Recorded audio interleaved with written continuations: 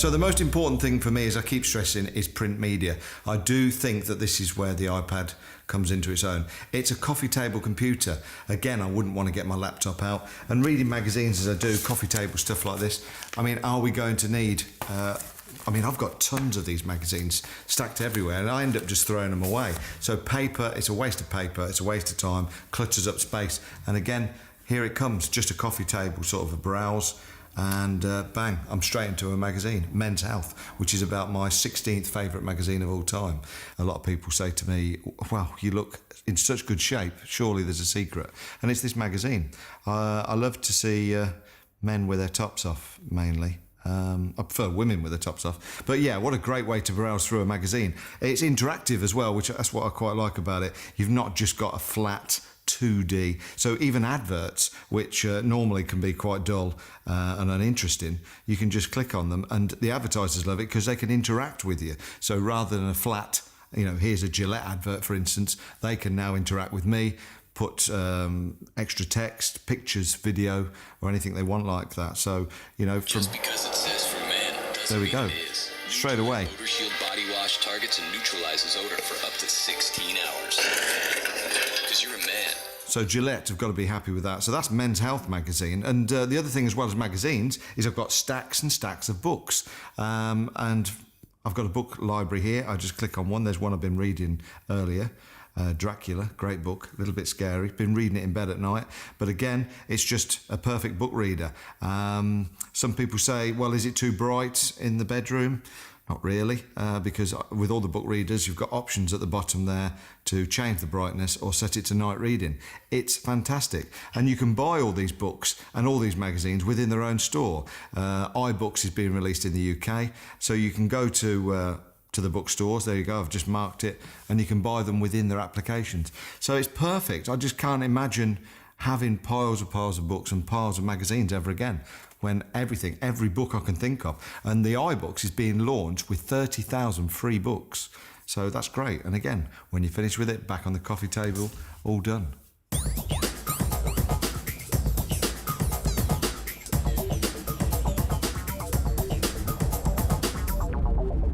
Another beautiful thing about the iPad, which I really like, is the photos. It's the similar sort of thing you get with the iPhone. And the trouble with a laptop when you're viewing photos and people around, again, it's a bit cumbersome passing this big machine around, whereas here, it's easy. They're loading very, very fast, and you can browse through thousands and thousands of your photos, and you can just click on them like that. A landscape, really nice.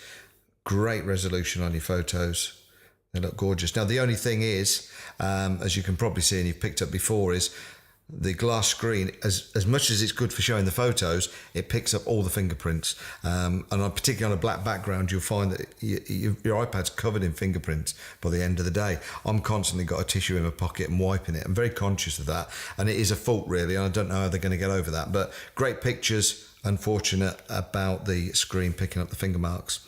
As well as the photos, one thing everybody's going to go mad for is the applications, particularly in the gaming sector, because this is absolutely great for games.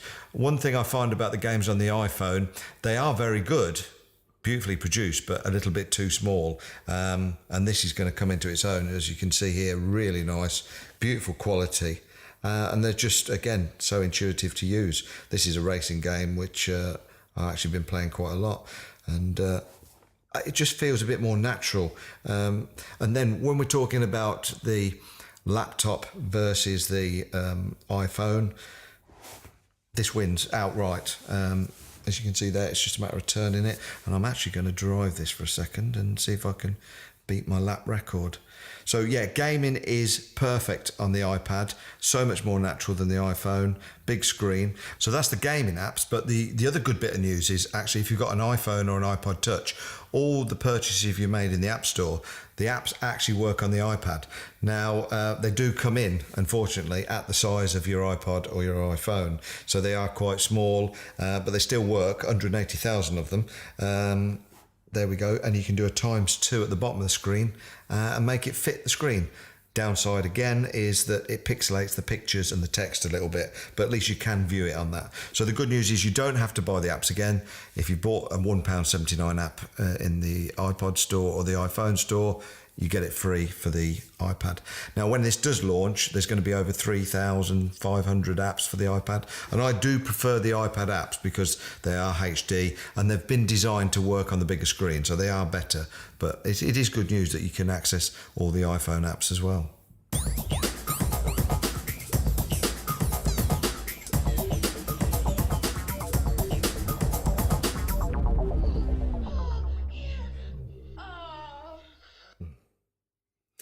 Another thing I like about the iPad is at the end of the day, I can get into bed with my loved one, and that's my wife, not my iPhone, and I can relax, and I've got a choice of things to do.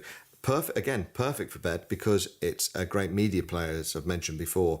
TV, radio, for music, for book reading. Again, the iPad comes into its own. Previously, like me, you probably update your status on Facebook, Twitter, and watch a movie and listen to music on your iPhone, which is great. Nothing wrong with that. But having lived with them both for a period of time now, I don't reach for the iPhone anymore. I reach straight for the iPad, mainly because, like watching TV as a media player, the iPad comes into its own there. So you can listen to music anytime you want, flick through your album artwork. I did this the other day, which was HD version of Ashes to Ashes. Watched that the other night in bed. So you can see, really, it's light. And the good thing as well is when you're asleep at night, you can have it on the lock. And then when you're laying on your side at bed and you're spooning your wife, it doesn't matter. That's not going to affect the viewing. So it's great for music, it's great for TV, and of course, like we mentioned earlier, magazine and book reading. I think I've actually fallen in love with the iPad. I don't reach for my MacBook Pro anymore. In fact, I haven't really opened it for 2 weeks at home. The iPhone takes a back seat at home. This really has fitted nicely between the two. I have fallen in love with it. I've been with my wife now for 29 years. When I get into bed at night, which do I turn to? Well, at the moment, it's not the wife. It is the iPad. And I do believe it's one of those devices that when you get your hands on it and you play for it yourself, like me, you will fall in love with it. So that's my final verdict. It is lovable and it's a game-changing device. So go and check it out for yourself. That's the Apple iPad.